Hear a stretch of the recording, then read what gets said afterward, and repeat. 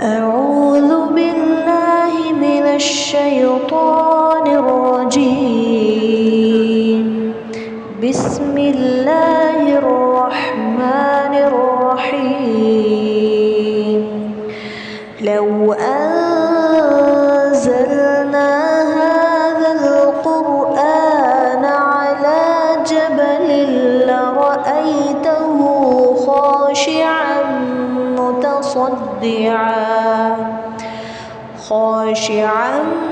متصدعا من خشية الله.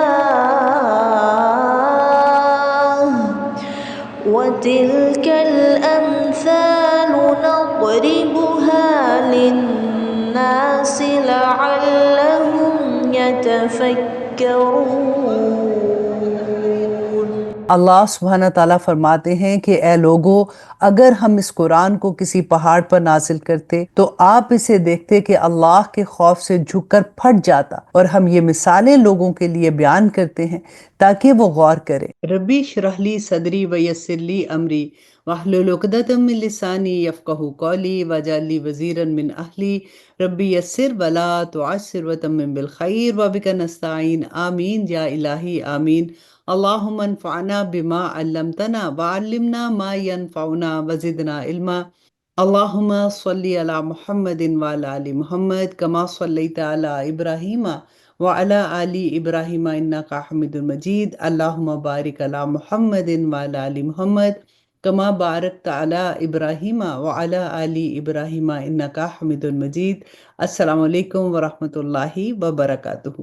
آج انشاءاللہ جی ہم اپنے 25 پارے کا آغاز کریں گے۔ اللہ سبحانہ تعالیٰ کا احسان ہے کہ اللہ سبحانہ تعالیٰ نے ہمیں اس منزل تک پہنچایا، اور انشاءاللہ ہم بہت جلد اپنی پوری منزل مکمل کر لیں گے انشاءاللہ۔ آئیے شروع کرتے ہیں سورۃ حامیم سجدہ کی جو باقی کی آیات رہ گئی تھی، کیونکہ ہم نے اپنے 24 پارے سے سورۃ حامیم سجدہ شروع کی تھی، تو آج انشاءاللہ 25 پارے میں آیہ نمبر 47 سے ہم اپنے 25ویں پارے کا آغاز کرتے ہیں۔ اعوذ باللہ من الشیطان الرجیم، بسم اللہ الرحمن الرحیم۔ اللہ سبحانہ تعالیٰ فرماتے ہیں الیہ یرد علم الساعہ، کہ قیامت کا علم اسی کی طرف لوٹایا جاتا ہے، اور اللہ کے علم کے بغیر نہ پھلوں میں سے کوئی پھل اپنے شگوفوں سے نکلتا ہے، اور نہ کسی مادہ کو حمل ٹھہرتا ہے، اور نہ اس کا کوئی بچہ پیدا ہوتا ہے۔ اور جس دن وہ ان مشرکوں کو پکارے گا کہ کہاں ہے میرے وہ شریک، تو وہ کہیں گے کہ ہم تو آپ سے یہی عرض کرتے ہیں کہ ہم میں سے کوئی اب اس بات کا گواہ نہیں ہے کہ آپ کا کوئی شریک ہے، اور پہلے یہ لوگ جن جھوٹے خداؤں کو پکارا کرتے تھے ان کو اب ان کا کوئی سراغ نہیں ملے گا، اور وہ سمجھ جائیں گے کہ ان کے لیے اب بچاؤ کا کوئی راستہ نہیں رہا۔ انسان کا حال یہ ہے کہ وہ بھلائی مانگنے سے نہیں تھکتا، اور اگر اسے کوئی برائی چھو جائے تو ایسا محسوس ہو جاتا ہے کہ ہر امید چھوڑ بیٹھا ہے، اور جو تکلیف اسے پہنچتی ہے اگر اس کے بعد ہم اسے اپنی رحمت سے کچھ مزہ چکھا دیتے ہیں تو وہ لازماً یہ کہہ اٹھے گا کہ یہ تو میرا حق ہے، اور میں نہیں سمجھتا کہ قیامت آنے والی ہے، اور اگر مجھے اپنے رب کے پاس واپس بھیجا بھی گیا تو مجھے یقین ہے کہ اس کے پاس بھی مجھے خوشحالی ہی ملے گی۔ اب ہم ان کافروں کو یہ ضرور جتلائیں گے کہ انہوں نے کیا عمل کیے ہیں، اور انہیں ایک سخت عذاب کا مزہ ضرور چکھائیں گے۔ اور آیہ نمبر 51، اور جب ہم ان انسانوں پر کوئی انعام کرتے ہیں تو وہ منہ موڑ لیتا اور پہلو بدل کر دور چلا جاتا، اور جب اسے کوئی برائی چھو جاتی ہے تو وہ لمبی چوڑی دعائیں کرنے لگتا ہے۔ اے پیغمبر، ان کافروں سے کہو کہ ذرا مجھے بتاؤ کہ اگر یہ قرآن اللہ کی طرف سے ہے پھر بھی تم اس سے انکار کیے جاتے ہو، تو کیا اس شخص سے زیادہ گمراہ کون ہوگا جو اس کی مخالفت میں بہت دور نکل گیا۔ ہم انہیں اپنی نشانیاں کائنات میں بھی دکھائیں گے اور خود ان کے اپنے وجود میں بھی، یہاں تک کہ ان پر یہ بات مکمل کھل کر سامنے آ جائے کہ یہی حق ہے۔ کیا تمہارے پروردگار کی یہ بات کافی نہیں ہے کہ وہ ہر چیز کا گواہ ہے؟ اور اب اس سورہ کی آخری آیہ اللہ سبحانہ تعالیٰ فرماتے کہ یاد رکھو کہ یہ لوگ اپنے رب کا سامنا کرنے کے معاملے میں شک میں پڑے ہوئے ہیں۔ یاد رکھو کہ اللہ ہر چیز کو احاطے میں لیے ہوئے ہے۔ الحمدللہ، یہاں پہ ہماری سورۃ حامیم سجدہ مکمل ہوتی ہے۔ اب شروع کرتے ہیں سورۃ شورى۔ تعارف دیکھ لیتے ہیں۔ یہ سورت بھی حوامیم کے مجموعے کی تیسری سورہ ہے۔ دوسری مکی صورتوں کی طرح اس میں بھی توحید، رسالت اور آخرت کے بنیادی عقائد پر زور دیا گیا ہے، اور ایمان کی قابل تعریف صفات بیان کی گئی ہیں، اور آیت نمبر 38 میں مسلمانوں کی یہ خصوصیت بیان فرمائی ہے کہ ان کے اہم معاملات آپس کے مشورے سے طے ہوتے ہیں۔ مشورے کے لیے عربی زبان میں شورا کا استعمال کیا گیا ہے، اسی بنا پر سورت کا نام سورۃ شورا رکھا ہے۔ سورت کے آخر میں یہ بتایا گیا ہے کہ اللہ سبحانہ تعالیٰ کسی بھی انسان سے روبرو ہو کر ہم کلام نہیں ہوتا، بلکہ وحی کے ذریعے کلام فرماتا ہے، اور پھر اسی وحی کی مختلف صورتیں بیان فرمائی گئی ہیں۔ تو آئیے شروع کرتے ہیں۔ یہ سورت مکی سورہ ہے اور اس میں 53 آیتیں اور 5 رکوع ہیں۔ اعوذ باللہ من الشیطان الرجیم، بسم اللہ الرحمن الرحیم۔ اللہ سبحانہ تعالیٰ فرماتے ہیں حامیم عین سین قاف، یہ حروف مقطعات ہیں۔ کذالک یوحی الیک والی الذین من قبلک اللہ العزیز الحکیم، اے پیغمبر اللہ جو عزیز اور حکیم ہے، تم پر اور تم سے پہلے جو پیغمبر ہوئے ہیں ان پر اسی طرح وحی نازل کرتا ہے۔ جو کچھ آسمانوں میں ہے اور جو کچھ زمین میں ہے سب اسی کا ہے، اور وہی ہے جو برتری اور عظمت کا مالک ہے۔ ایسا لگتا ہے کہ آسمان اوپر سے پھٹ پڑے گا اور فرشتے اپنے پروردگار کی حمد کے ساتھ اس کی تسبیح کر رہے ہیں اور زمین والوں کے لیے استغفار کر رہے ہیں۔ یاد رکھو کہ اللہ ہی ہے جو بڑا بخشنے والا ہے اور بڑا مہربان ہے، اور جن لوگوں نے اس کے سوا دوسرے رکھوالے بنا رکھے ہیں اللہ ان پر نگرانی رکھے ہوئے ہے اور تم ان کے ذمہ دار نہیں ہو۔ اور آیت نمبر 7، اور اسی طرح ہم نے یہ عربی قرآن تم پر وحی کے ذریعے بھیجا ہے تاکہ تم مرکزی بستی مطلب مکہ اور اس کے ارد گرد والوں کو اس دن سے خبردار کرو جس میں سب کو جمع کیا جائے گا، جس کے آنے میں کوئی شک نہیں ہے۔ ایک گروہ جنت میں جائے گا اور ایک گروہ بھڑکتی ہوئی آگ میں جائے گا، اور اگر اللہ چاہتا تو ان سب کو ایک ہی جماعت بنا دیتا، لیکن وہ جس کو چاہتا ہے اپنی رحمت میں داخل کرتا ہے۔ ان کا نہ تو کوئی رکھوالا ہے اور نہ ہی کوئی مددگار ہے۔ کیا ان لوگوں نے اس کو چھوڑ کر دوسروں کو رکھوالا بنا لیا ہے؟ سچ تو یہ ہے کہ رکھوالا اللہ ہی ہے، اور وہی مردوں کو زندہ کرتا ہے اور وہی ہر چیز پر قادر ہے۔ اور تم جس بات میں اختلاف کرتے ہو اس کا فیصلہ اللہ ہی کے سپرد ہے۔ لوگو وہی اللہ ہے جو میرا پروردگار ہے، اسی پر میں نے بھروسہ کیا اور اسی سے میں لو لگاتا ہوں۔ اور آیت نمبر 11، وہ آسمان اور زمین کا پیدا کرنے والا ہے، اسی نے تمہارے لیے تمہاری ہی جن سے جوڑے پیدا کیے ہیں اور مویشیوں کے بھی جوڑے بنائے ہیں، اسی طرح وہ تمہاری نسل بھی چلاتا ہے، کوئی چیز اس کے مثل نہیں ہے، اور وہی ہے جو ہر بات سنتا اور سب کچھ دیکھتا ہے۔ آسمان و زمین کی ساری کنجیاں اسی کے قبضے میں ہے، وہ جس کے لیے چاہتا ہے رزق میں وسعت اور تنگی کرتا ہے، یقیناً وہ ہر چیز کو جاننے والا ہے۔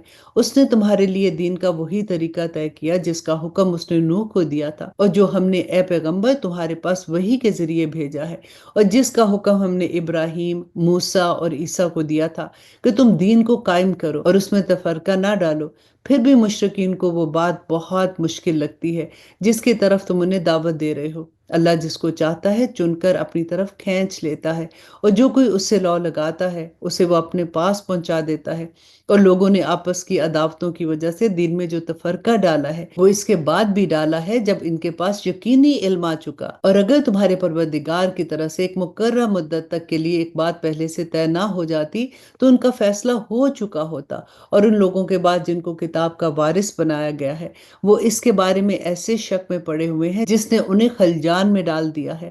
لہٰذا اے پیغمبر تم اسی بات کی طرف لوگوں کو دعوت دیتے رہو، اور جس طرح تمہیں حکم دیا گیا ہے اسی دین پر جمے رہو، اور ان لوگوں کی خواہشات کے پیچھے نہ چلو، اور کہہ دو کہ میں تو اس کتاب پر ایمان لایا ہوں جو اللہ نے نازل کی ہے، اور مجھے حکم دیا گیا ہے کہ میں تمہارے درمیان انصاف کروں۔ اللہ ہمارا بھی رب ہے اور تمہارا بھی رب ہے، ہمارے اعمال ہمارے لیے اور تمہارے اعمال تمہارے لیے ہیں، ہمارے اور تمہارے درمیان اب کوئی بحث نہیں ہے۔ اللہ ہم سب کو جمع کرے گا اور اسی کے پاس آخر میں سب کو لوٹ کر جانا ہے۔ اور جو لوگ اللہ کے بارے میں بحثیں نکالتے ہیں جبکہ لوگ ان کی بات مان چکے ہیں، ان کی بحث ان کے پروردگار کے نزدیک باطل ہے، اور ان پر اللہ کا غضب ہے اور ان کے لیے سخت عذاب ہے۔ اور آیت نمبر 17، اللہ وہ ہے جس نے حق پر مشتمل وہ کتاب اور انصاف کی ترازو اتاری ہے، اور تمہیں کیا پتا شاید کہ قیامت کی گھڑی قریب ہی ہو۔ جو لوگ اس پر ایمان نہیں رکھتے وہ اس کے آنے کی جلدی مچاتے ہیں، اور جو لوگ ایمان لاتے ہیں وہ اس سے سہمے رہتے ہیں اور جانتے ہیں کہ وہ برحق ہے۔ ارے جو لوگ قیامت کے بارے میں بحثیں کر رہے ہیں وہ گمراہی میں بہت دور چلے گئے ہیں۔ اللہ اپنے بندوں پر بڑا مہربان ہے، وہ جس کو چاہتا ہے رزق دیتا ہے، اور وہی ہے جو قوت کا مالک ہے، اقتدار کا بھی مالک ہے۔ جو شخص آخرت کی کھیتی چاہتا ہے ہم اس کی کھیتی میں اور اضافہ کر دیں گے، اور جو شخص صرف دنیا کی کھیتی چاہتا ہے ہم اسے اسی میں سے دے دیں گے اور آخرت میں اس کا کوئی حصہ نہیں ہوگا۔ کیا ان کافروں کے کچھ ایسے شریک ہیں جنہوں نے ان کے لیے ایسا دین طے کر دیا ہے جس کی اللہ نے اجازت نہیں دی، اور اگر اللہ کی طرف سے فیصلہ کن بات طے شدہ نہ ہوتی تو ان کا معاملہ ہو چکا ہوتا، اور یقین رکھو کہ ان ظالموں کے لیے بڑا دردناک عذاب ہے۔ اور آیہ نمبر 22، اس وقت تم ان ظالموں کو دیکھو گے کہ انہوں نے جو کمائی کی ہے اس کے وبال سے سہمے ہوئے ہوں گے، اور وہ ان پر پڑ کر رہے گا، اور جو لوگ ایمان لائے ہیں اور انہوں نے نیک عمل کیے ہیں وہ جنتوں کی کیاریوں میں ہوں گے، انہیں اپنے پروردگار کے پاس سے وہ سب کچھ ملے گا جو وہ چاہیں گے۔ یہی بہت بڑا فضل ہے، یہی وہ چیز ہے جس کی خوشخبری اللہ اپنے ان بندوں کو دیتا ہے جو ایمان لائے ہیں اور جنہوں نے نیک عمل کیے۔ اے پیغمبر، کافروں سے کہہ دو کہ میں تم سے اس تبلیغ پر کوئی اجرت نہیں مانگتا سوائے رشتہ داری کی محبت کے، اور جو شخص کوئی بھلائی کرے گا ہم اس کی خاطر اس بھلائی میں مزید اضافہ کر دیں گے۔ یقین جانو اللہ بہت بخشنے والا اور بڑا قدردان ہے۔ اور آیہ نمبر 24، بھلا کیا یہ لوگ یوں کہتے ہیں کہ اس شخص نے یہ کلام خود گھڑ کر جھوٹ موٹ اللہ کے ذمہ لگا دیا ہے، حالانکہ اگر اللہ چاہے تو تمہارے دل پر مہر لگا دے، اور اللہ تو باطل کو مٹاتا ہے اور حق کو اپنے کلمات کے ذریعے ثابت کر دیتا ہے۔ یقیناً وہ سینوں میں چھپی ہوئی باتوں تک کو جانتا ہے، اور وہی ہے جو اپنے بندوں کی توبہ بھی قبول کرتا ہے اور گناہوں کو معاف کرتا ہے، اور جو کچھ تم کرتے ہو اس کا پورا علم رکھتا ہے۔ اور جو لوگ ایمان لائے ہیں اور جنہوں نے نیک عمل کیے وہ ان کی دعا سنتا ہے۔ اب غور کریں اس پہ کہ اللہ سبحانہ تعالیٰ فرماتے ہیں کہ جو لوگ ایمان لائے اور جنہوں نے نیک عمل کیے اللہ سبحانہ تعالیٰ ان کی دعا سنتا ہے اور انہیں اپنے فضل سے اور زیادہ دیتا ہے، اور کافروں کے لیے تو سخت عذاب ہے۔ اور اگر اللہ اپنے تمام بندوں کے لیے رزق کو کھلے طور پر پھیلا دیتا تو وہ زمین میں سرکشی کرنے لگتے، مگر وہ ایک خاص اندازے سے جتنا چاہتا ہے رزق اتارتا ہے۔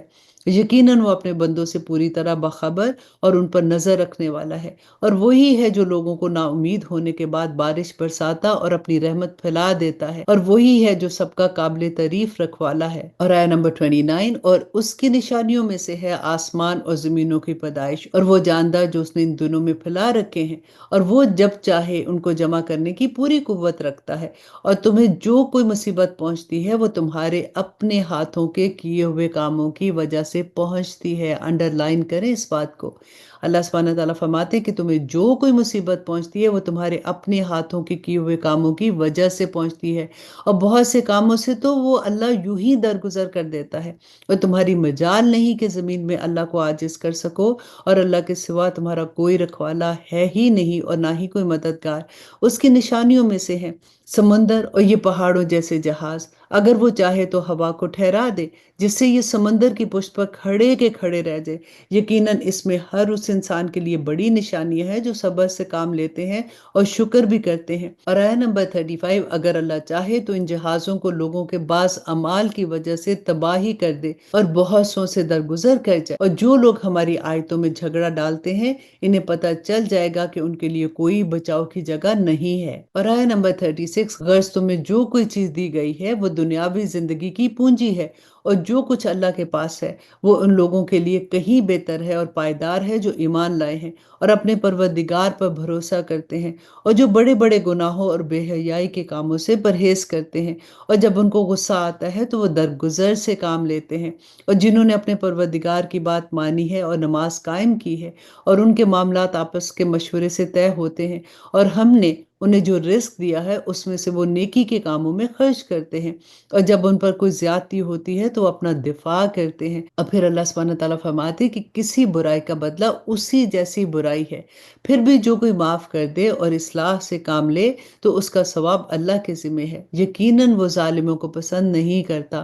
اور جو شخص اپنے اوپر ظلم کرنے کے بعد برابر کا بدلہ لے تو ایسے لوگوں پر کوئی الزام نہیں ہے۔ اور آیہ نمبر 42، الزام تو ان پر ہے جو لوگوں پر ظلم کرتے ہیں اور زمین میں ناحق زیادتیاں کرتے ہیں، ایسے لوگوں کے لیے تو دردناک عذاب ہے۔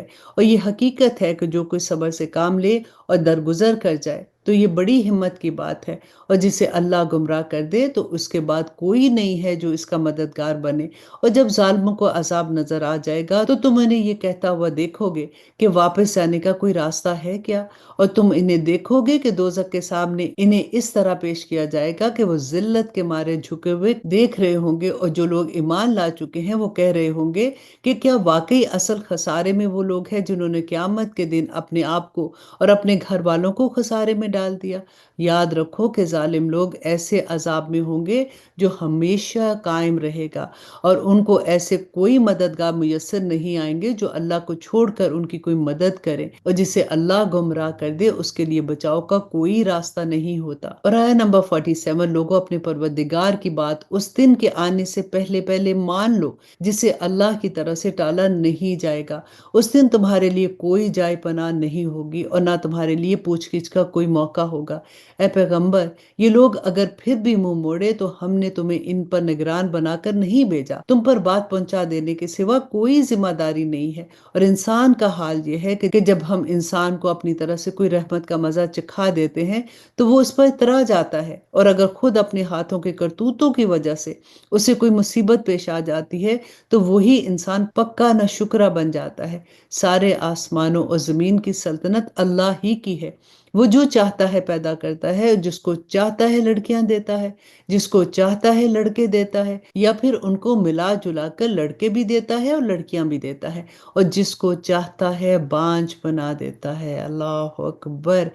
یقیناً وہ علم کا بھی مالک ہے اور قدرت کا بھی مالک ہے۔ دیکھیں یہاں پہ اللہ سبحانہ تعالیٰ نے جو فرمایا نا کہ وہ بانجھ بھی بنا دیتا ہے، لیکن آپ دیکھیے کہ جن کو بھی اولاد کی تڑپ ہے، اللہ سبحانہ تعالیٰ نے ان کو محروم رکھا ہے اس سے، اللہ سے دعا کریں، کیونکہ دعا جو ہے نا وہ ہماری تقدیر سے لڑ جاتی ہے۔ اگر ہماری تقدیر میں لکھا ہے اور اللہ سبحانہ تعالیٰ اس پہ راضی ہیں، لیکن اگر ہمارا دل اتنا اس چیز پہ آتا ہے نا، اللہ سے نمبر 1 یہ کہ صبر مانگے، پھر اس کے ساتھ اللہ سے دعا کریں کہ یا پاک پروردگار، یہ ہتھیار بھی آپ نے مجھے دیا تھا، مجھے یہ نعمت میرے حق میں بہترین کر کے قبول کر لے، کیونکہ اللہ جانتا ہے کہ ہمارے لیے کیا بہتر ہے کیا نہیں ہے۔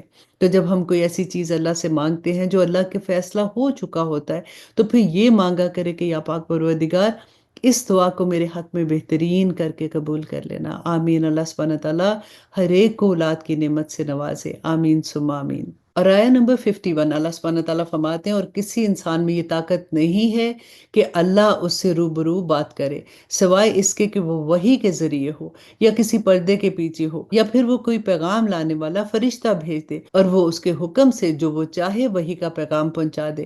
یقیناً وہ بہت اونچی شان والا، بڑی حکمت کا مالک ہے۔ اور اسی طرح ہم نے تمہارے پاس اپنے حکم سے ایک روح بطور وحی نازل کی ہے۔ تمہیں اس سے پہلے نہ تو یہ معلوم تھا کہ کتاب کیا ہوتی ہے اور نہ یہ کہ ایمان کیا ہے، لیکن ہم نے اس قرآن کو ایک نور بنایا ہے جس کے ذریعے ہم اپنے بندوں میں سے جس پر چاہتے ہیں ہدایت دیتے ہیں، اور اس میں کوئی شک نہیں کہ تم لوگوں کو وہ سیدھا راستہ دکھاتا ہے جو اللہ کا راستہ ہے۔ وہ اللہ جس کی ملکیت میں وہ سب کچھ ہے جو آسمانوں میں ہے اور جو کچھ زمین میں ہے۔ یاد رکھو کہ سارے معاملات آخر کار اللہ ہی کی طرف لوٹ کر جانے ہیں۔ یہاں پہ غور کیجئے گا کہ جو روح کی بات ہے، کہ روح سے مراد قرآن کریم اور اس کے احکامات بھی ہیں، اور کیونکہ وہ انسان کے لیے روحانی زندگی کا باعث ہیں۔ اور یہ بھی ممکن ہے کہ روح سے مراد جبرائیل علیہ السلام ہو، کیونکہ انہیں روح القدس بھی کہا جاتا ہے، اور قرآن کریم کے نزول کے لیے اللہ سبحانہ تعالیٰ نے انہی کو واسطہ بنایا تھا۔ یہاں پہ ہماری سورۃ شورہ مکمل ہوتی ہے، اور اب شروع کرتے ہیں سورۃ زخرف، اور اب اس کا تعارف دیکھ لیتے ہیں۔ اس سورت کا مرکزی موضوع مشرکین مکہ کی تردید ہے، جس میں ان کے اس عقائد کا خاص طور پر ذکر فرمایا گیا ہے جس کی روح سے وہ فرشتوں کو اللہ کی بیٹیاں کہتے تھے۔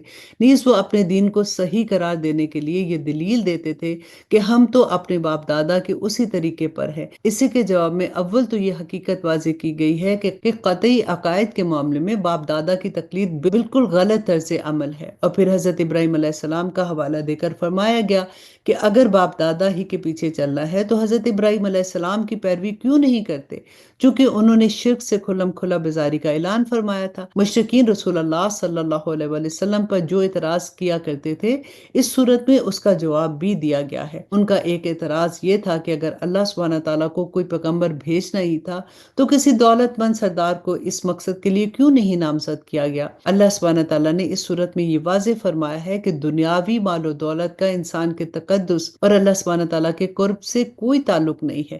اللہ سبحانہ تعالیٰ کافروں کو بھی سونا چاندی اور دنیا بھر بھر دیتا ہے، لیکن اسے یہ لازم نہیں ہے کہ وہ اللہ کے مقرب ہے، کیونکہ آخرت کی نعمتوں کے مقابلے میں اس مال و دولت کی کوئی حیثیت نہیں ہے۔ اس صورت میں یہ بھی واضح فرمایا کہ دنیا میں اللہ سبحانہ تعالیٰ معاشی وسائل کی تقسیم اپنی حکمت کے مطابق ایک خاص انداز سے فرماتے ہیں، جس کے لیے ایک مستحکم نظام بنایا گیا ہے۔ اللہ سبحانہ تعالیٰ نے حضرت موسیٰ علیہ السلام اور فرعون کا واقعہ بھی اختصار کے ساتھ بیان کیا ہے، کیونکہ فرعون کو بھی حضرت موسیٰ علیہ السلام پر یہی اعتراض تھا کہ وہ دنیاوی مال و دولت کے اعتبار سے کوئی بڑی حیثیت نہیں رکھتے۔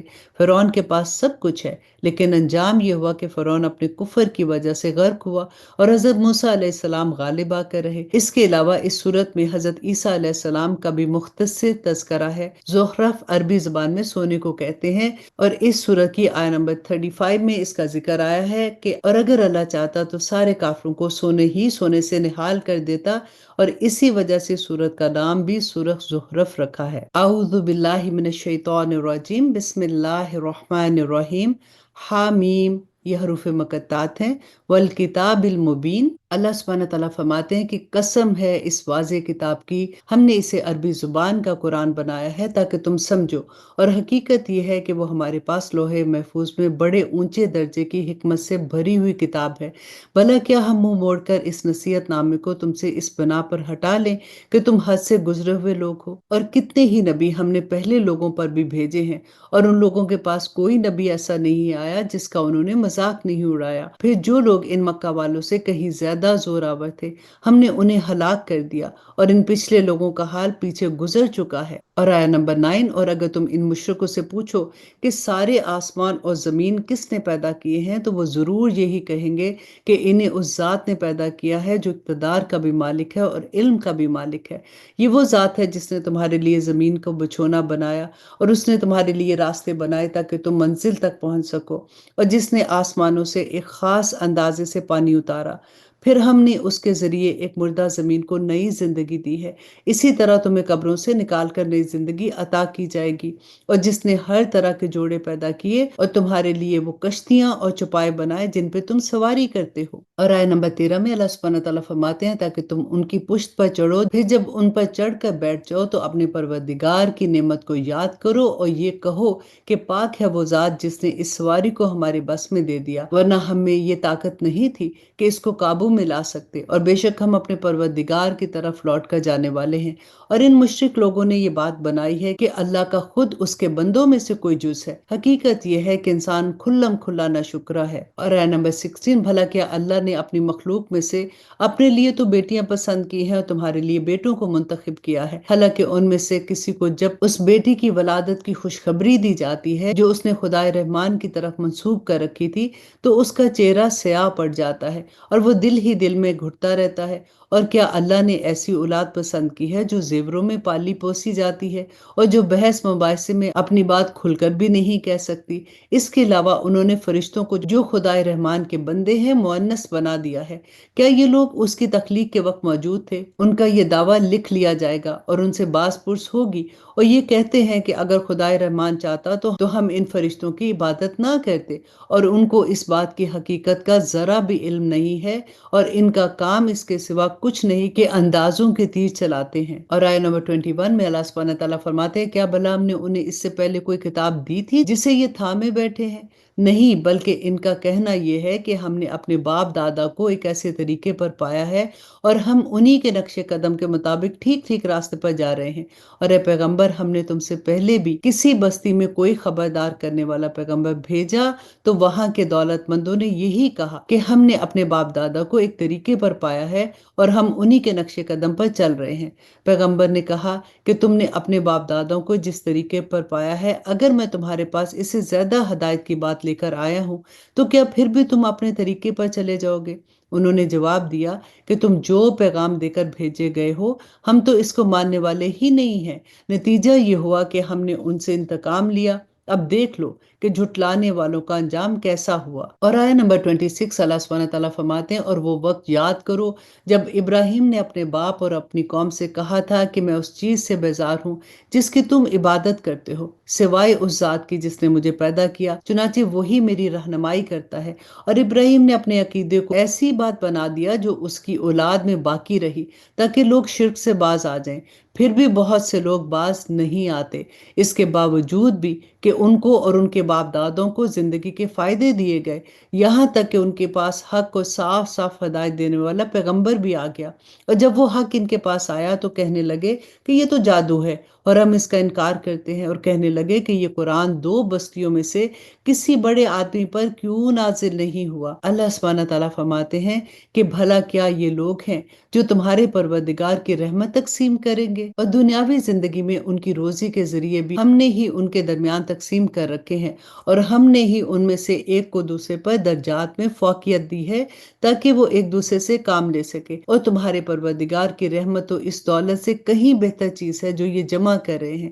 اور اگر یہ اندیشہ نہ ہوتا کہ تمام انسان ایک ہی طریقے کے یعنی کافر ہو جائیں تو جو لوگ خدائے رحمان کے منکر ہیں ہم ان کے لیے ان کی گھروں کی چھتیں بھی چاندی کی بنا دیتے۔ اب ذرا غور سے سنیے کہ اللہ سبحانہ تعالیٰ فرماتے ہیں کہ جو لوگ خدائے رحمان کے منکر ہیں ہم ان کے لیے ان کے گھروں کی چھتیں بھی چاندی کی بنا دیتے، اور وہ سیڑھیاں بھی جس پر وہ چڑھتے ہیں، اور ان کے گھروں کے دروازے بھی اور وہ تخت بھی جن پر وہ تکیہ لگا کر بیٹھتے ہیں انہیں سونے کا بنا دیتے۔ حقیقت یہ ہے کہ یہ کچھ بھی نہیں ہے، صرف دنیاوی زندگی کا سامان ہے، اور آخرت تمہارے پروردگار کے نزدیک پرہیزگاروں کے لیے ہے۔ اور جو خدائے رحمان کے ذکر سے اندھا بن جائے ہم اس پر ایک شیطان مسلط کر دیتے ہیں جو اس کا ساتھی بن جاتا ہے۔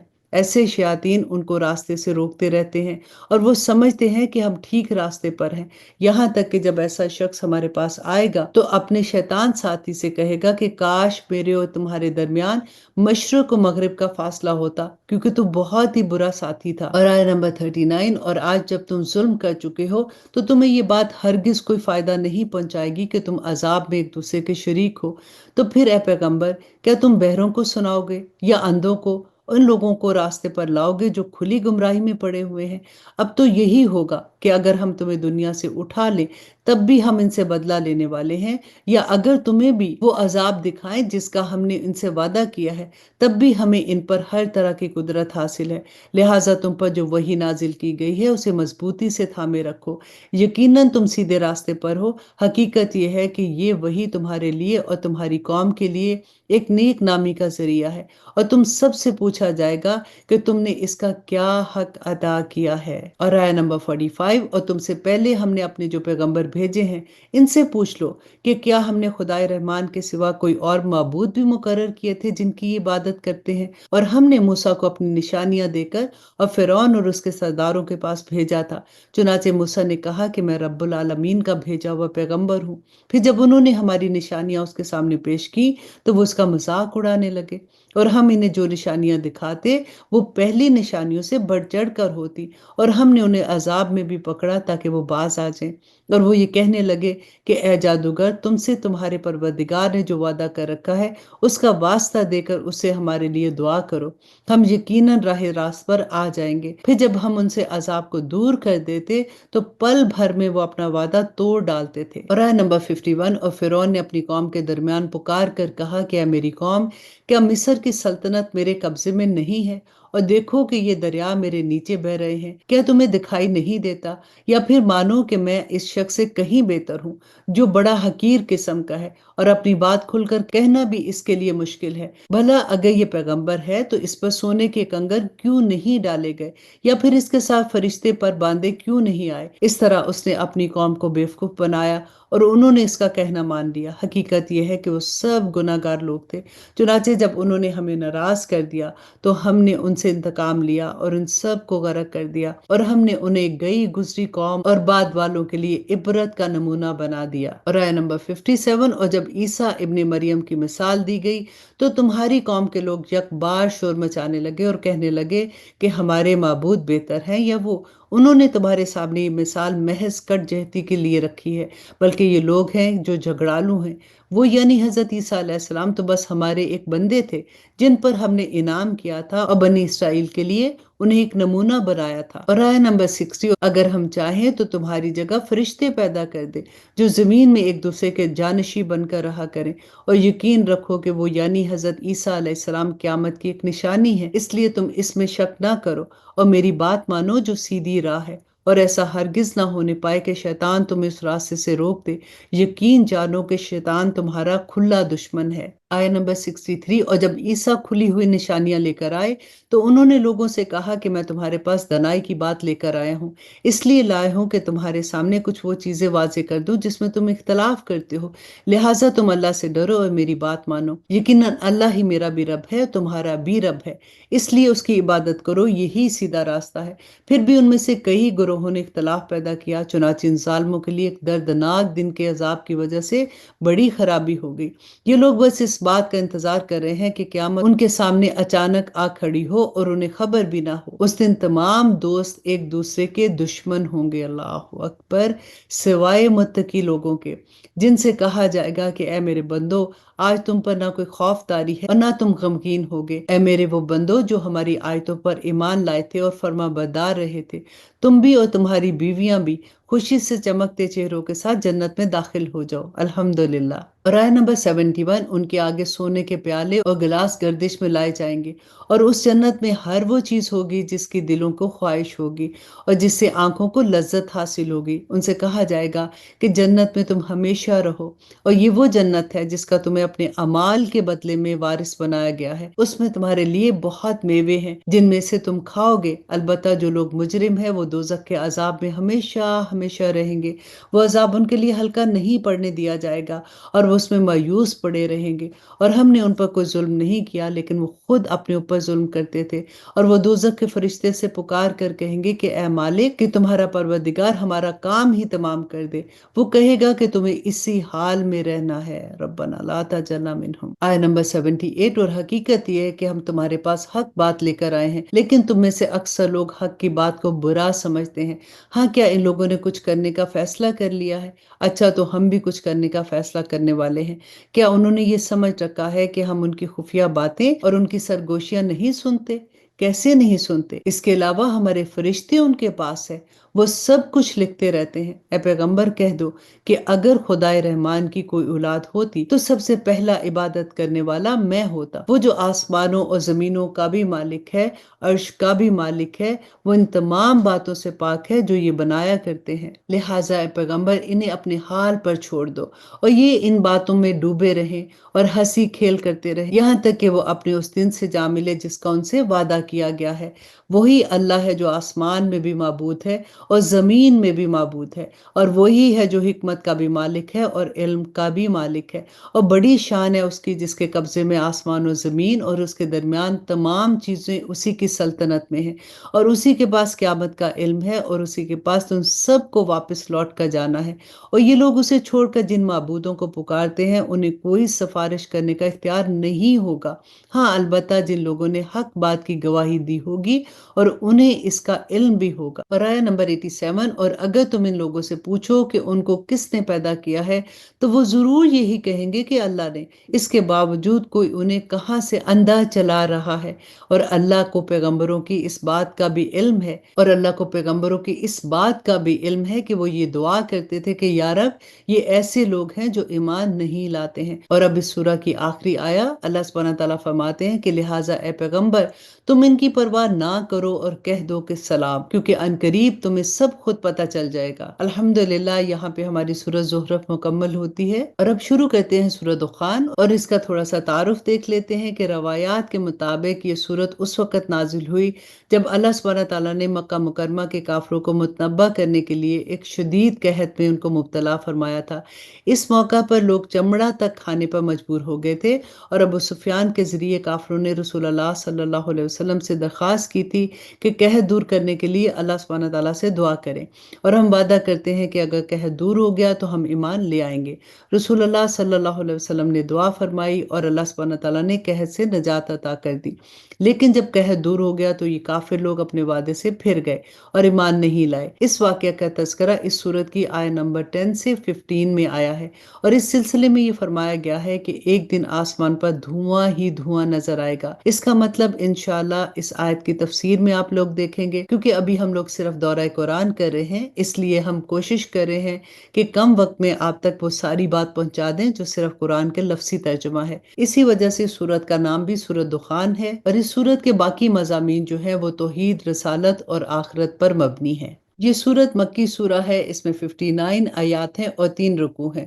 اعوذ باللہ من الشیطان الرجیم، بسم اللہ الرحمن الرحیم، حامیم، یہ حروف مقطعات ہیں۔ والکتاب المبین، قسم ہے اس کتاب کی جو حق کو واضح کرنے والی ہے کہ ہم نے اسے ایک مبارک رات میں اتارا ہے، کیونکہ ہم لوگوں کو خبردار کرنے والے تھے۔ اسی رات میں ہر حکیمانہ معاملہ ہمارے حکم سے طے کیا جاتا ہے۔ ہم ایک پیغمبر بھیجنے والے تھے تاکہ تمہارے رب کی طرف سے رحمت کا معاملہ ہو۔ یقیناً وہی ہے جو ہر بات سننے والا اور ہر چیز جاننے والا ہے، جو سارے آسمانوں اور زمینوں کا اور ان کے درمیان ہر چیز کا رب ہے۔ اگر تم واقعی یقین کرنے والے ہو اور اس کے سوا کوئی معبود نہیں ہے، وہ زندگی بھی دیتا ہے اور موت بھی، اور تمہارا بھی رب ہے اور تمہارے پہلے گزرے ہوئے باپ دادوں کا بھی رب ہے۔ اور آیت نمبر 9، پھر بھی کافر ایمان نہیں لاتے بلکہ وہ شک میں پڑے ہوئے کھیل رہے ہیں، لہٰذا اس دن کا انتظار کرو جب آسمان ایک واضح دھواں لے کر نمودار ہوگا جو لوگوں پر چھا جائے گا۔ یہ ایک دردناک سزا ہے۔ اس وقت یہ لوگ کہیں گے کہ ہمارے پروردگار، ہم سے یہ عذاب دور کر دیجئے، ہم ضرور ایمان لے آئیں گے۔ ان کو نصیحت کہاں ہوتی ہے، حالانکہ ان کے پاس ایسا پیغمبر آیا ہے جس نے حقیقت کو کھول کر رکھ دیا ہے۔ پھر بھی یہ لوگ اس سے منہ موڑے رہتے ہیں اور کہتے ہیں کہ یہ سکھایا پڑھایا ہوا ہے، دیوانہ ہے۔ اچھا، ہم عذاب کو کچھ دیر کے لیے ہٹا دیتے ہیں، یقین ہے کہ تم پھر اسی حالت میں لوٹ جاؤ گے جس دن ہماری طرف سے سب سے بڑی پکڑ ہوگی۔ اس دن ہم پورا انتقام لے لیں گے۔ آیت نمبر 17، اور اس سے پہلے ہم نے فرعون کی قوم کو آزمایا تھا، اور اس کے پاس ایک معزز پیغمبر آئے تھے، اور انہوں نے کہا تھا کہ اللہ کے بندوں کو میرے حوالے کر دو، میں تمہاری طرف ایک ایمانت دار پیغمبر بن کر آیا ہوں، اور یہ کہ اللہ کے آگے سرکشی مت کرو، میں تمہارے پاس ایک کھلی ہوئی دلیل پیش کرتا ہوں، اور میں اس بات سے اپنے پروردگار اور تمہارے پروردگار کی پناہ لیتا ہوں کہ تم مجھے سنسار کر دو، اور اگر تم مجھ پر ایمان نہیں لاتے تو مجھ سے الگ ہو جاؤ۔ پھر انہوں نے اپنے پروردگار کو پکارا کہ یہ مجرم لوگ ہیں۔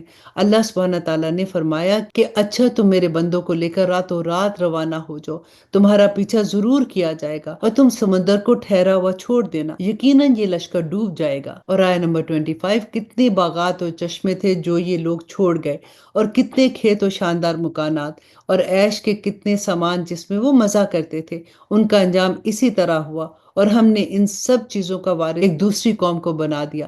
پھر نہ ان پر آسمان رویا نہ زمین، اور نہ ان کو کچھ مہلت دی گئی، اور بنی اسرائیل کو ہم نے ذلت کے عذاب سے نجات دے دی، یعنی فرعون سے۔ حقیقت یہ ہے کہ وہ بڑا سرکش، حد سے گزرے ہوئے لوگوں میں سے تھا، اور ہم نے ان کو اپنے علم کے مطابق دنیا جہان والوں پر فوقیت دی، اور ان کو ایسی نشانیاں دی جن میں کھلم کھلا ہمارا انعام تھا۔ یہ لوگ صاف صاف کہتے ہیں کہ اور کچھ نہیں، بس ہماری وہی پہلی موت ہوگی اور ہمیں دوبارہ زندہ نہیں کیا جائے گا۔ اور آیت نمبر 36، وہ یہ بھی کہتے ہیں کہ اگر تم سچے ہو تو ہمارے باپ دادوں کو اٹھا لاؤ، بھلا یہ لوگ بہتر ہیں یا تبا کی قوم اور وہ لوگ جو ان سے پہلے تھے؟ ہم نے ان سب کو ہلاک کر دیا کیونکہ وہ یقینی طور پر مجرم لوگ تھے، اور ہم نے آسمانوں اور زمینوں میں اور اس کے درمیان کی چیزیں بے فائدہ کھیل کرنے کے لیے پیدا نہیں کی ہیں، ہم نے انہیں برحق مقصد کے لیے پیدا کیا، لیکن ان میں سے اکثر لوگ نہیں سمجھتے۔ حقیقت یہ ہے کہ فیصلے کا دن ان سب کے لیے مقرر ہے، جس دن کوئی حمایتی کسی حمایتی کے ذرا بھی کام نہیں آئے گا، اور ان میں سے کسی کو کوئی مدد نہیں کی جائے گی سوائے اس کے جس پر اللہ رحم فرمائے، یقیناً وہ مکمل اقتدار کا مالک بھی ہے اور بڑا مہربان بھی ہے۔ اور آیت نمبر 43، یقین جانو کہ زقوم کا درخت گناہ گاروں کا کھانا ہوگا، تیل کی تل جھٹ جیسا، وہ لوگوں کے پیٹ میں اس طرح جوش مارے گا جیسے کھولتا ہوا پانی۔ فرشتوں سے کہا جائے گا کہ اس کو پکڑو اور گھسیٹ کر دوزخ کے بیچوں بیچ لے جاؤ، پھر اس کے سر کے اوپر کھولتے ہوئے پانی کا عذاب ڈالا جائے گا، کہا جائے گا کہ لے چک، تو ہی ہے وہ بڑا صاحب اقتدار اور بڑا عزت والا۔ یہ وہی چیز ہے جس کے بارے میں تم لوگ شک کیا کرتے تھے۔ ربنا لا تجعلنا منہم۔ اللہ سبحانہ تعالیٰ پھر دوسری بات کہتے ہیں کہ دوسری طرح پرہیزگار لوگ یقیناً امن اور امان والی جگہ میں ہوں گے، باغات میں اور چشموں میں ہوں گے، اور آمنے سامنے بیٹھے ہوئے سندس اور استبرق کا لباس پہنے ہوں گے۔ ان کے ساتھ یہی معاملہ ہوگا، اور ہم بڑی بڑی آنکھوں والی حوروں کا ان سے بیاہ کر دیں گے، اور وہاں بڑے اطمینان سے ہر قسم کے میوے منگواتے ہوں گے۔ اور آیہ نمبر 56، اور جو موت ان کو پہلے آ چکی تھی اس کے علاوہ وہاں اور کسی اور موت کا مزہ نہیں چکھیں گے، اور اللہ انہیں دوزخ کے عذاب سے بھی محفوظ رکھے گا۔ یہ سب تمہارے پروردگار کی طرف سے فضل ہوگا۔ انسان کے لیے زبردست کامیابی یہی ہے۔ اللہ سبحانہ تعالیٰ فرماتے ہیں کہ اے پیغمبر، ہم نے اس قرآن کو تمہاری زبان میں آسان بنا دیا ہے تاکہ لوگ نصیحت حاصل کریں۔ اور اب اس سورہ کی آخری آیا اللہ سبحانہ تعالیٰ فرماتے ہیں اب تم بھی انتظار کرو، یہ لوگ بھی انتظار کر رہے ہیں۔ الحمدللہ، یہاں پہ ہماری سورہ دخان مکمل ہوتی ہے۔ اب شروع کرتے ہیں سورہ جاثیہ۔ تعارف دیکھ لیتے ہیں۔ اس صورت میں بنیادی طور پر 3 باتوں پر زور دیا گیا ہے۔ ایک یہ کہ اس کائنات میں ہر طرف اللہ سبحانہ تعالیٰ کی قدرت کاملہ اور حکمت بالغہ کی اتنی نشانیاں پھیلی ہوئی ہیں کہ اگر ایک انسان غور کرے اور اس نتیجے پر پہنچے بغیر نہیں رہ سکتا کہ اس کائنات کے خالق کو اپنی خدائی کے انتظام میں کسی کو شریک کرنے کی ضرورت نہیں ہے، لہٰذا اس کے ساتھ کسی کو شریک ٹھہرا کر اس کی عبادت کرنا سراسر بے بنیاد بات ہے۔ دوسرا، رسول اللہ صلی اللہ علیہ وسلم کو بتایا گیا کہ آپ کو شریعت کے کچھ ایسے احکامات دیے گئے ہیں جو پچھلی امتوں کو دیے ہوئے احکامات میں سے قدرے مختلف ہیں، چنانچہ یہ سارے احکام اللہ سبحانہ تعالیٰ کی طرف سے ہیں، اس لیے اس پر کسی کو تعجب نہیں کرنا چاہیے۔ تیسرا، اس صورت میں قیامت کی ہولناک منظر کشی کی گئی ہے۔ اس سلسلے میں آیت نمبر 28 میں فرمایا گیا ہے کہ قیامت کے دن لوگ اتنے خوف زدہ ہوں گے کہ ڈر کے مارے گھٹنوں کے بل بیٹھ جائیں گے۔ جاثیہ عربی زبان میں ان لوگوں کو کہتے ہیں جو گھٹنے کے بل بیٹھے ہوں گے، اسی لفظ کو سورت کا نام بنایا گیا ہے۔ یہ سورت مکی سورہ ہے، اس میں 37 آیات ہیں اور 4 رکوع ہیں۔ تو آئیے شروع کرتے ہیں۔ اعوذ باللہ من الشیطان الرجیم، بسم اللہ الرحمن الرحیم، حامیم۔ یہ حروف مقطعات ہیں۔ تنزیل الکتاب من اللہ العزیز الحکیم، یہ کتاب اللہ کی طرف سے اتاری جا رہی ہے جو بڑا صاحب اقتدار، بڑا صاحب حکمت ہے۔ حقیقت یہ ہے کہ آسمان و زمین میں ماننے والوں کے لیے بہت سی نشانیاں ہیں، اور خود تمہاری پیدائش میں اور ان جانوروں میں جو اس نے زمین میں پھیلا رکھے ہیں، ان لوگوں کے لیے بڑی نشانی ہے جو یقین کریں۔ اس کے علاوہ رات اور دن کے آنے جانے میں، اور اللہ سبحانہ تعالیٰ نے آسمان سے رزق کا جو ذریعہ اتارا، پھر اسے زمین کو اس کے مردہ ہو جانے کے بعد نئی زندگی دی، اس میں اور ہواؤں کی گردش میں، ان لوگوں کے لیے بڑی نشانیاں ہیں جو عقل سے کام لے۔ یہ اللہ کی آیتیں ہیں جو ہم تمہیں ٹھیک ٹھیک پڑھ کر سنا رہے ہیں۔ اب اللہ اور اس کی آیتوں کے بعد کون سی بات ہے جس پر یہ لوگ ایمان لائیں گے؟ اور آیہ نمبر 7، برا ہو ہر اس جھوٹے گناہگار کا جو اللہ کی آیتیں سنتا ہے جبکہ وہ اسے پڑھ کر سنائی جاتی ہیں، پھر بھی تکبر کے عالم میں اس طرح کفر پر اڑا رہتا ہے جیسے اس نے وہ آیتیں سنی ہی نہیں۔ لہٰذا ایسے شخص کو دردناک عذاب کی خوشخبری سنا دو، اور جب ہماری آیتوں میں سے کوئی آیت ایسے شخص کے علم میں آتی ہے تو وہ اس کا مذاق بناتا ہے۔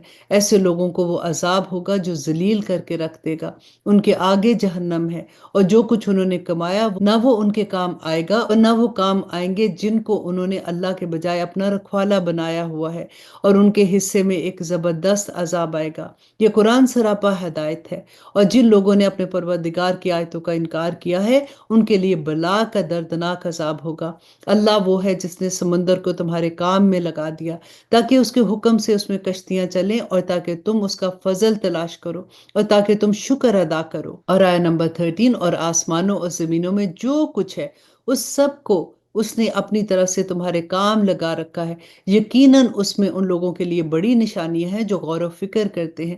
اے پیغمبر، جو لوگ ایمان لے آئے ہیں ان سے کہو جو لوگ اللہ کے دنوں کا اندیشہ نہیں رکھتے ان سے درگزر کریں تاکہ اللہ لوگوں کو ان کاموں کا بدلہ دے جو وہ کیا کرتے ہیں۔ جو شخص بھی نیک کام کرتا ہے وہ اپنے ہی فائدے کے لیے کرتا ہے، اور جو برا کام کرتا ہے وہ اپنے ہی نقصان کرتا ہے۔ پھر تم سب کو اپنے پروردگار کے پاس واپس لوٹ کر جانا ہے۔ نمبر 16، اور ہم نے بنی اسرائیل کو کتاب اور حکمت اور نبوت عطا کی تھی اور انہیں پاکیزہ چیزوں کا رزق دیا تھا اور انہیں دنیا جہاں کے لوگوں پر فوقیت بخشی تھی اور انہیں کھلے کھلے احکامات دیے تھے۔ اس کے بعد ان میں جو اختلاف پیدا ہوا وہ ان کے پاس علم آ جانے کے بعد ہی ہوا، صرف اس لیے کہ ان کو ایک دوسرے سے ضد ہو گئی تھی۔ یقیناً تمہارا پروردگار ان کے درمیان قیامت کے دن ان باتوں کا فیصلہ کر دے گا جن میں یہ اختلاف کرتے ہیں۔ ہم نے تمہیں دین کی خاص شریعت پر رکھا ہے، لہٰذا تم اسی کی پیروی کرو اور ان لوگوں کی خواہشات کے پیچھے نہ چلنا جو حقیقت کا علم نہیں رکھتے۔ وہ اللہ کے مقابلے میں تمہارے ذرا بھی کام نہیں آ سکتے، اور حقیقت یہ ہے کہ ظالم لوگ ایک دوسرے کے دوست ہیں اور اللہ متقی لوگوں کا دوست ہے۔ اور آیت نمبر 20، یہ قرآن تمام لوگوں کے لیے بصیرتوں کا مجموعہ ہے، اور جو لوگ یقین کریں ان کے لیے منزل تک پہنچانے کا ذریعہ اور سراپائی رحمت ہے۔ جن لوگوں نے برے برے کاموں کا ارتکاب کیا ہے، کیا وہ سوچتے ہیں کہ انہیں ہم ان لوگوں کے برابر کر دیں گے جو ایمان لائے ہیں اور جنہوں نے نیک عمل کیے ہیں، جس کے نتیجے میں ان کا جینا اور مرنا ایک جیسا ہو جائے؟ کتنی بری بات ہے جو یہ طے کیے ہوئے ہیں۔ اللہ نے سارے آسمانوں اور زمینوں کو برحق مقصد کے لیے پیدا کیا ہے، اور اس لیے کیا ہے کہ ہر شخص کو اس کے کیے ہوئے کاموں کا بدلہ دیا جائے، اور دیتے وقت ان پر کوئی ظلم نہیں کیا جائے گا۔ پھر کیا تم نے اسے بھی دیکھا جس نے اپنا خدا اپنی خواہشات نفس کو بنا لیا، اور علم کے باوجود اللہ نے اسے گمراہی میں ڈال دیا، اور اس کے کان اور دل پر مہر لگا دی، اور اس کی آنکھوں پر پردہ ہے۔ اور آیت نمبر 23 میں اللہ سبحانہ تعالیٰ فرماتے ہیں، اب اللہ کے بعد کون ہے جو اسے راستے پر لائے گا؟ کیا پھر بھی تم لوگ سبق نہیں لیتے؟ یہ لوگ کہتے ہیں کہ جو زندگی ہے بس یہی ہماری دنیاوی زندگی ہے، اسی میں ہم مرتے ہیں اور جیتے ہیں، اور ہمیں کوئی اور نہیں، زمانہ ہی ہلاک کر دیتا ہے۔ حالانکہ اس بات کا انہیں کچھ بھی علم نہیں ہے، بس وہمی اندازے لگاتے ہیں، اور جب ہماری آیتیں پوری وضاحت کے ساتھ ان کو پڑھ کر سنائی جاتی ہیں تو یہ کہنے کے سوا ان کی کوئی دلیل نہیں ہوتی کہ اگر تم سچے ہو تو ہمارے باپ داداؤں کو زندہ کر کے لے آؤ۔ کہہ دو کہ اللہ ہی تمہیں زندگی دیتا ہے اور وہی تمہیں موت بھی دے گا، اور پھر تم سب کو قیامت کے دن جمع کرے گا، جس میں کسی قسم کا کوئی شک نہیں، لیکن اکثر لوگ نہیں سمجھتے ہیں۔ اور آسمانوں و زمینوں کی سلطنت تو اللہ ہی کی ہے، اور جس دن قیامت آ کھڑی ہوگی اس دن جو لوگ باطل پر ہیں وہ سخت نقصان اٹھائیں گے۔ اور آیت نمبر 28، اور تم ہر گروہ کو دیکھو گے کہ وہ گھٹنوں کے بل گرا ہوا ہے، ہر گروہ کو اس کے اعمال نامے کی طرف بلایا جائے گا اور کہا جائے گا کہ آج تمہیں ان اعمال ناموں کا بدلہ دیا جائے گا جو تم کیا کرتے تھے۔ یہ ہمارا لکھایا ہوا دفتر ہے جو تمہارے بارے میں ٹھیک ٹھیک بول رہا ہے۔ تم جو کچھ کرتے تھے ہم ان سب کو لکھوا لیا کرتے تھے۔ چنانچہ جو لوگ ایمان لائے ہیں اور انہوں نے نیک عمل کیے ہیں ان کو تو ان کا پروردگار اپنی رحمت میں داخل کرے گا، یہی کھلی ہوئی کامیابی ہے۔ رہے وہ لوگ جنہوں نے کفر اپنا لیا تھا، ان سے کہا جائے گا کہ بھلا کیا تمہارے سامنے میری آیتیں نہیں پڑھی جاتی تھی؟ پھر بھی تم ان سے تکبر سے کام لیتے تھے اور مجرم بنے رہتے تھے۔